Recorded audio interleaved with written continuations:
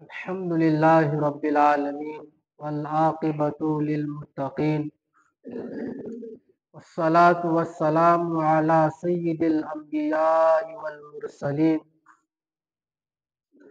وعلى آله وأصحابه وأهل بيته أجمعين. أما بعد فأعوذ بالله من الشيطان الرجيم. بسم الله الرحمن الرحيم. وَيَعْبُدُونَ مِن دُونِ اللَّهِ مَا لَا يَضُرُّهُمْ وَلَا يَنفَعُهُمْ وَيَقُولُونَ هَؤُلَاءِ شُفَعَاؤُنَا عِندَ اللَّهِ. وقال الله تعالى في موضع آخر: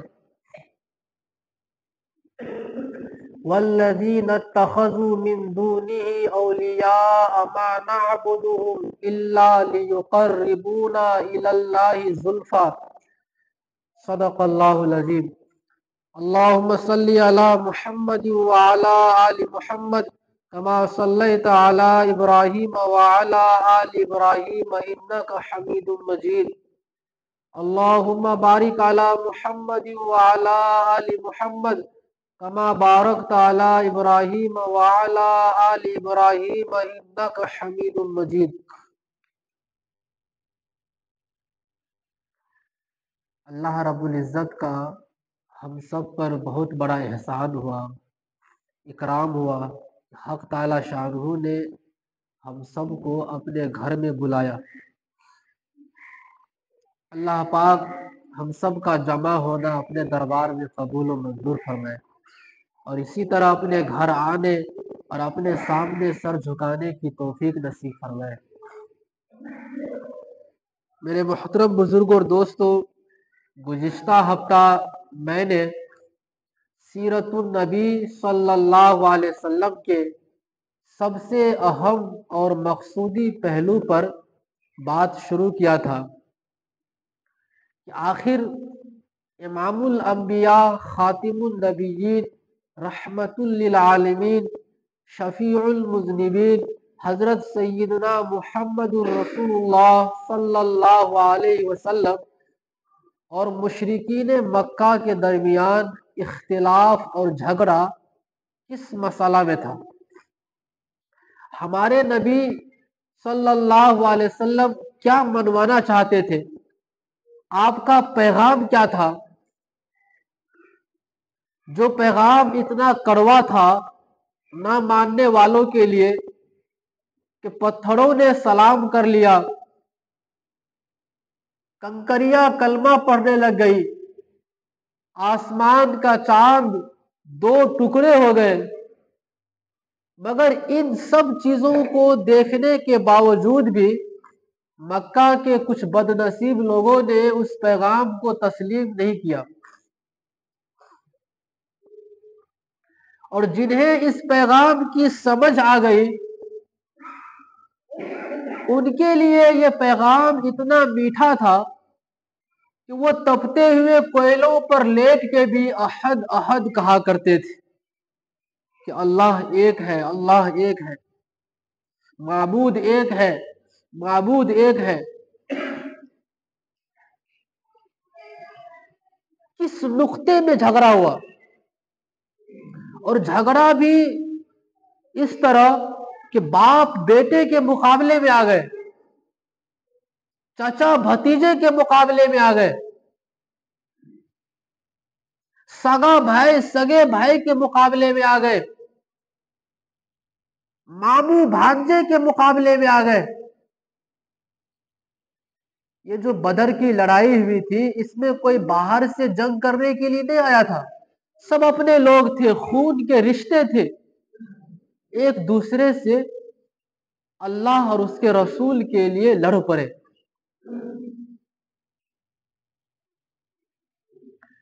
حضرت ابو بکر صدیق رضی اللہ تعالیٰ عنہ ایک طرف ہے تو ان کا بڑا بیٹا مشرکین کی طرف سے آیا ہے تلوار لے کے. حضرت عمر رضی اللہ تعالیٰ عنہ ایک طرف ہے تو ان کا ماموں دوسری طرف ہے. حضرت حمزہ رضی اللہ تعالیٰ عنہ ایک طرف ہے تو ان کا بھائی عباس رضی اللہ تعالیٰ عنہ جو اس وقت ایمان نہیں لائے تھے وہ اس طرف ہے.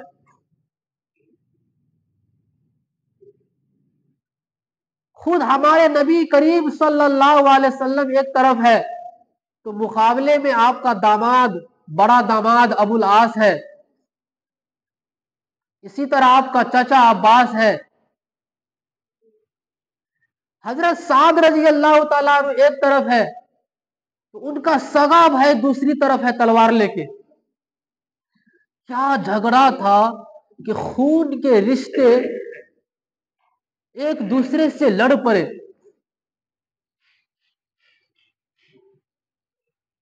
حضرت سعد رضی اللہ تعالیٰ عنہ کے بارے میں آتا ہے کہ جب ان کا بھائی قیدی بن گیا جو مشرک تھا, وہ بدر کی لڑائی میں گرفتار ہوئے, قیدی بن گئے, تو جس صحابی کے ذمے میں تھا وہ صحابی اس کا ہاتھ پکڑ کے دونوں بازو کو پیچھے سے باندھ رہا تھا چادر لے کے. اتنے میں ان کا بھائی حضرت سعد آ گئے. تو یہ جو قیدی بھائی تھا جس کو باندھ رہا تھا, اس نے دیکھا کہ میرا بھائی سعد آ رہا ہے, وہ مجھے دیکھیں گے تو میری سفارش کریں گے, وہ کہیں گے کہ یہ میرا اپنا بھائی ہے, ان کے ساتھ آسانی کرنا, مجھے تسلی دے گا کہ کوئی بات نہیں میں چھڑا لوں گا. یہ ذہن میں سوچ رہے تھے. لیکن حضرت سعد جب قریب آئے نا تو باندھنے والے صحابی کو کہا کہ ذرا کس کے باندھنا, اس کی ماں کے پاس پیسے بہت ہے. حالانکہ ماں تو ان کی بھی تھی لیکن مشرکہ تھی, بھائی بھی مشرک تھے. کہا کہ اس کو کس کے باندھنا, اس کی ماں کے پاس پیسے بہت ہے, فدیہ اچھا ملے گا. وہ بھائی حیران ہوئے کہ بھائی جان میں سوچ رہا تھا کہ تو میری سفارش کرے گا, تو کہے گا کہ فکر نہ کر میں چھڑا لوں گا, لیکن تو الٹا مضبوطی سے باندھنے کے لیے کہہ رہا ہے. تو حضرت سعد نے ایک جملہ کہا اور آسمان کے فرشتوں کو بھی حیران کر کے رکھ دیا. حضرت سعد نے فرمایا کہ تو میرا بھائی نہیں ہے, یہ باندھنے والا میرا بھائی ہے. اللہ اکبر. کس نقطے میں جھگڑا ہوا کہ اتنی دوریاں پیدا ہو گئی, اپنے سگے بھائی کو بھول گئے. کہا کہ اصل میں میرا بھائی یہ ہے جو مسلمان ہے, ایمان والا ہے.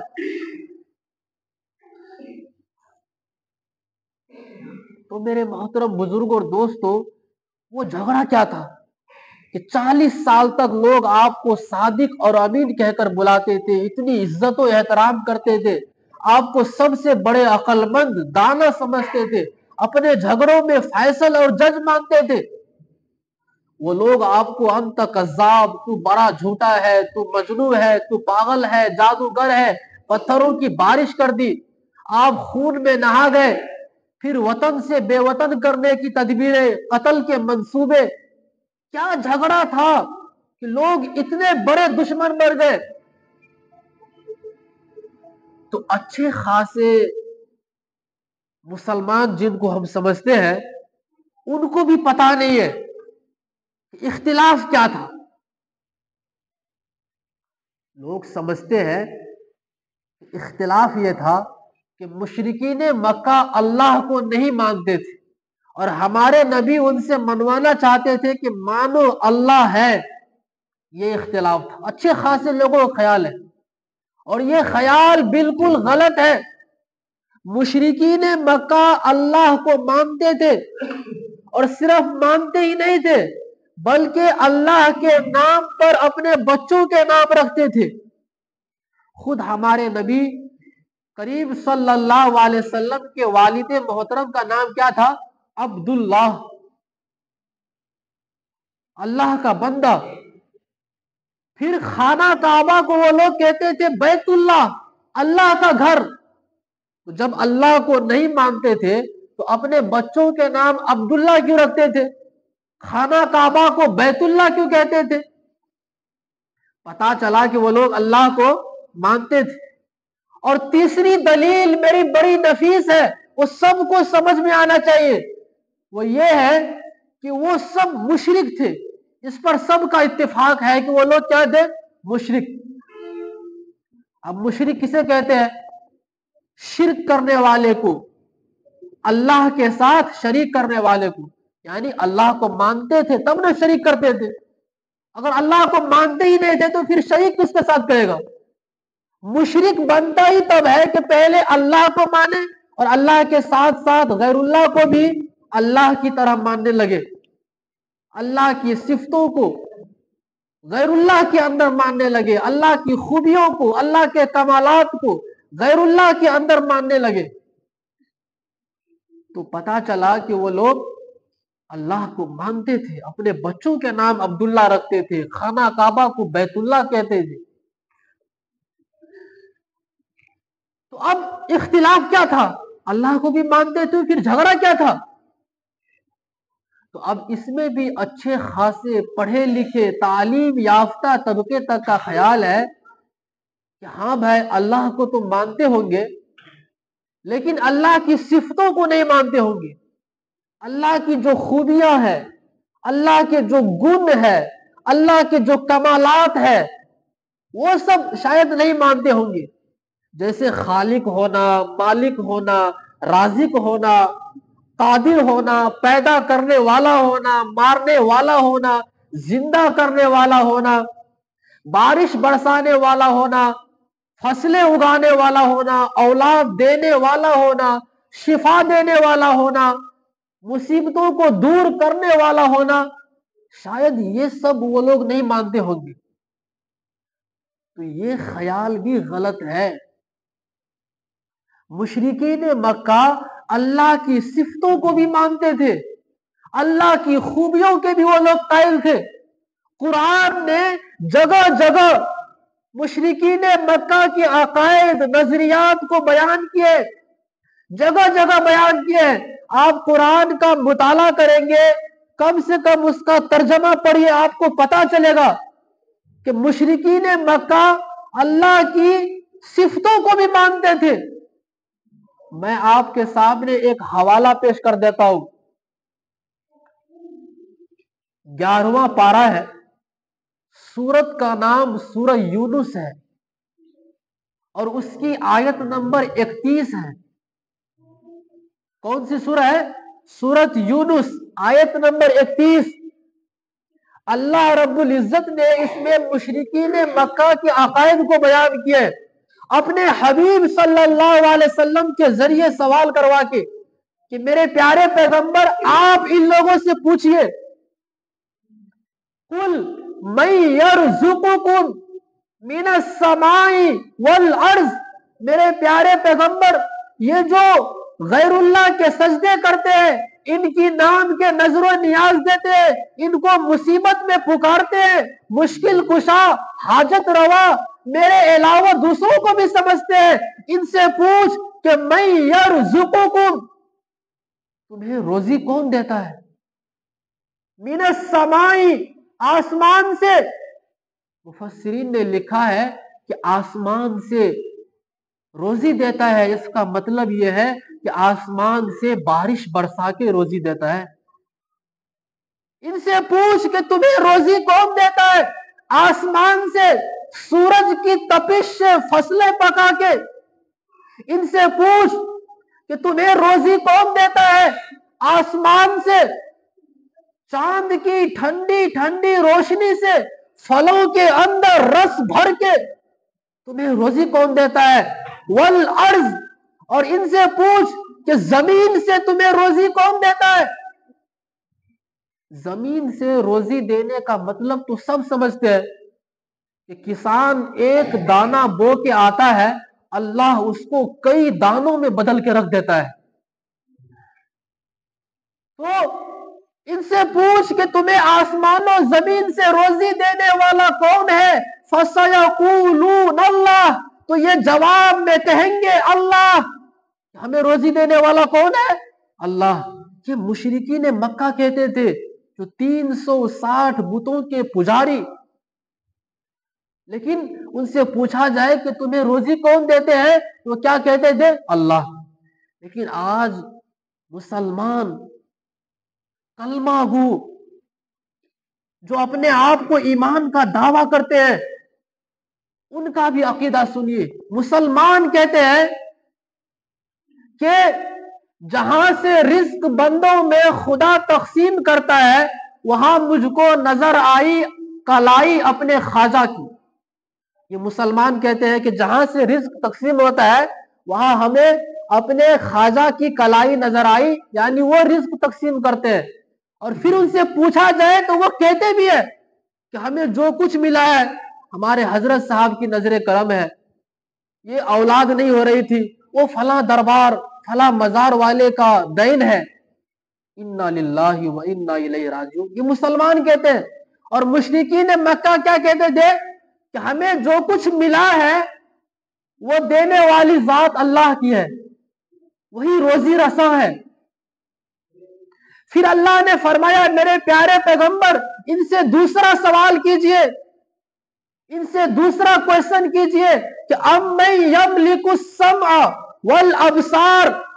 ان سے پوچھئے کہ تمہارے کانوں کا اور تمہارے آنکھوں کا مالک کون ہے؟ تمہیں سننے کی طاقت دینے والا، دیکھنے کی طاقت دینے والا کون ہے؟ ہم سب سمجھتے ہیں کہ آنکھ صرف اس پتلی کا نام ہے، کان صرف اس کا نام ہے. ایسا نہیں ہے. جو لوگ بہرے ہیں ان کے پاس بھی کان ہوتے ہیں، جو لوگ اندھا ہے ان کے پاس بھی آنکھیں ہوتی ہے، لیکن وہ نہیں دیکھ پاتا ہے، نہیں سن پاتے ہیں. آپ ماہر ڈاکٹر سے پوچھیں گے وہ آپ کو بتائے گا کہ اس دیکھنے کے پیچھے کتنے بڑے نظام ہے اللہ کا. اس دیکھنے کے پیچھے، اس سننے کے پیچھے کتنا بڑا نظام ہے. یہ صرف نہیں ہے کہ اس کا نام آنکھ ہے، اس کا نام کان ہے. اس کے پیچھے ایک پورا نظام ہے اللہ رب العزت کا. تو اللہ نے فرمایا میرے پیارے پیغمبر ان سے پوچھ کہ تمہارے کانوں کا مالک، تمہارے آنکھوں کا مالک کون ہے؟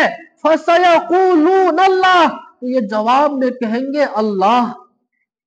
ہمارے کانوں کا آنکھوں کا مالک بھی اللہ ہے. یعنی رازق بھی اللہ کو سمجھتے تھے، مالک بھی اللہ کو سمجھتے تھے.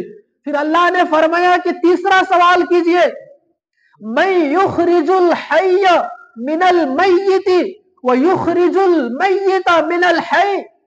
ان سے پوچھ کہ مردے سے زندہ نکالنے والا اور زندے سے مردہ نکالنے والا کون ہے؟ جاندار سے بے جان اور بے جان سے جاندار نکالنے والا کون ہے؟ مفسرین نے لکھا ہے کہ مرغی جاندار ہے، مرغی جاندار ہے، اس سے انڈا نکالا بے جان. انڈا بے جان ہے، اس سے چوزا بنا دیا جاندار. انسان جاندار ہے، اس سے نطفہ نکالا بے جان، نطفہ بے جان ہے، اس سے بچہ بنا دیا جاندار. تو مردے سے زندہ نکالنے والا، زندہ سے مردہ نکالنے والا کون ہے؟ ان سے پوچھو گے تو یہ جواب میں کہیں گے اللہ. یہ ایسی قدرت کا مالک صرف اللہ ہے. مفسرین نے اس کا تیسرا معنی بھی کیا ہے. فرمایا کہ الحی سے مراد ہے مومن اور المیت سے مراد ہے کافر. کافر مردے کی طرح ہوتا ہے اور مومن زندوں کی طرح ہوتا ہے. میرے پیارے پیغمبر ان سے پوچھئے کہ کافر کے گھرانے میں مومن کو پیدا کرنے والا، مومن کے گھرانے میں کافر کو پیدا کرنے والا، حضرت نوح علیہ السلام کے گھر میں کنعان کو پیدا کرنے والا، آزر کے گھر میں حضرت ابراہیم علیہ السلام کو پیدا کرنے والا کون ہے؟ فَسَيَقُولُونَ اللَّهُ. تو یہ جواب میں کہیں گے اللہ. یہ سب طاقت اور قدرت کا مالک اللہ ہے. پھر اللہ نے فرمایا کہ میرے پیارے پیغمبر ان سے اب آخری سوال کیجئے، جامع سوال جس کے اندر سارے سوال آ جائے.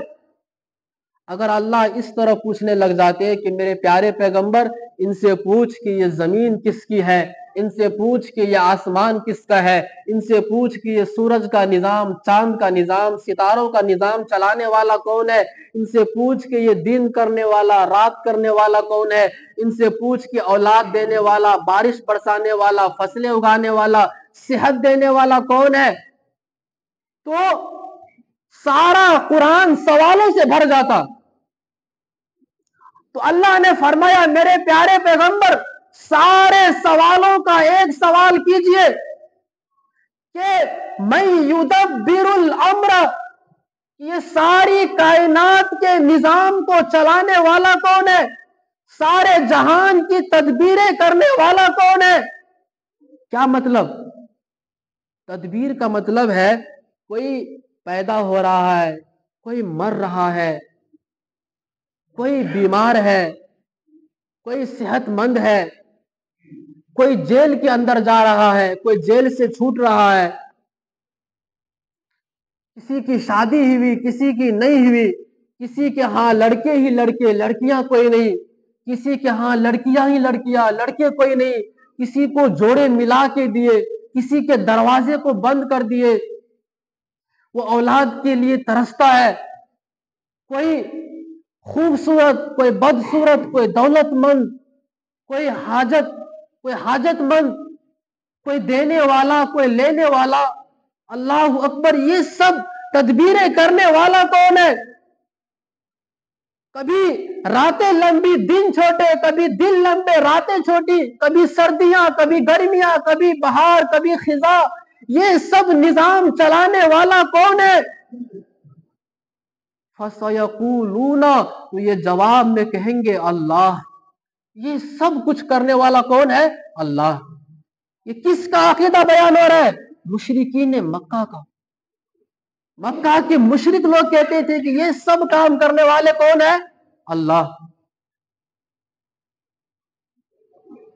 اتنا ہی نہیں، سورۃ المومنون میں اس کی آیت نمبر 89 ہے، 89، اللہ رب العزت نے فرمایا میرے پیارے پیغمبر ان سے پوچھئے قل من بیدہ ملکوت کل شیء وہو یجیر ولا یجار، ان سے پوچھئے کہ ہر چیز کی حکومت، ہر چیز کا اختیار کس کے ہاتھ میں ہے، اور وہ بچا لیتا ہے، ولا یجار علیہ، اور وہ جس کو پکڑ لے، جس کو اپنے گرفت میں لے لے، اس سے کوئی نہیں چھڑا سکتا۔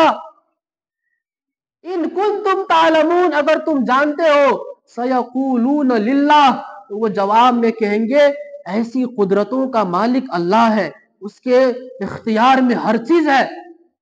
لیکن آج مسلمان کلمہ پڑھنے والے کہتے ہیں کہ ہمارے حضرت صاحب، ہمارے اولیاء، اللہ اکبر، وہ ہمیں ہر چیز سے بچا لیں گے، ہر عذاب سے بچا لیں گے، چھڑا لیں گے، ہم ان کے لیے دیگیں پکائیں گے، ان کے لیے ہم حلوہ خانی کریں گے تو ہمیں یہ بڑے بڑے عذاب سے چھڑا لیں گے۔ یہ مسلمان کہہ رہے ہیں، حتیٰ کہ وہ لوگ کہتے ہیں ذی تصرف بھی ہے، مختار بھی، معزون بھی ہے، کار عالم کا مدبر ہے عبد القادر۔ حضرت شیخ عبد القادر بہت بڑے اللہ کے ولی ہیں، ان کے بارے میں یہ لوگ کہتے ہیں کہ وہ کار عالم کا مدبر ہے۔ یہ دنیا کے اندر جتنا نظام چل رہا ہے یہ سب کام کرنے والا کون ہے؟ عبد القادر۔ استغفر اللہ۔ اور مشرکین مکہ کیا کہتے تھے کہ مدبر اللہ کی ذات ہے، یہ ساری کاریگری اللہ کی ہے۔ تو آج کا مسلمان مکہ کے مشرکوں سے بھی آگے نکلنے والا ہے۔ میرے محترم بزرگ اور دوستو، اتنا ہی نہیں بلکہ وہ لوگ اللہ سے دعا بھی مانگتے تھے، جب مصیبت میں پھنستے تھے تو اللہ سے دعا بھی مانگتے تھے۔ قرآن نے ان کی ایک دعا کا نقل کیا ہے، سورۃ الانفال میں ہے، آیت نمبر غالباً 32 ہے۔ اللہ رب العزت نے فرمایا کہ جب یہ لوگ بدر کی لڑائی کے لیے نکلے تو اللہم ان کان ھذا ھو الحق من عندک فامطر علینا حجارۃ من السماء او ائتنا بعذاب علیم.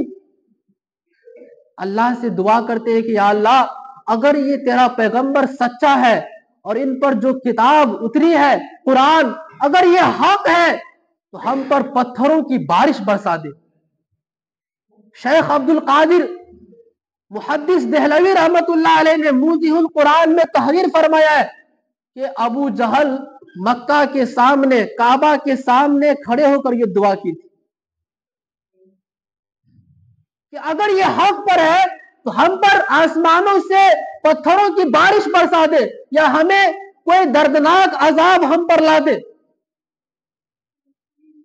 اتنا ہی نہیں بلکہ وہ لوگ اگر بڑی بڑی مصیبت میں پھنستے نا تو وہ سارے اپنے جھوٹے معبودوں کو بھول جاتے تھے, سارے باطل معبودوں کو وہ لوگ بھول جاتے تھے اور خالص اللہ کو پکارتے تھے, خالص اللہ کو.